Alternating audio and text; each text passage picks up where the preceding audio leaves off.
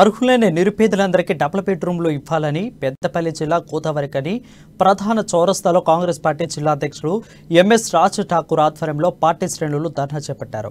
ఈ సందర్భంగా ఎన్నికల లబ్ధి కోసమే నిరుపేద ప్రజలను మోసం చేసేందుకు బీఆర్ఎస్ ప్రభుత్వం డబుల్ బెడ్రూమ్ ఇళ్లను తెరపైకి తెచ్చారని ఆరోపించారు। గతంలో లాటరీ పద్ధతిలో ఎంపిక చేసిన 160 మంది లబ్ధిదారులకు ఇప్పటివరకు ఇండ్లు కేటాయించలేదని మండిపడ్డారు।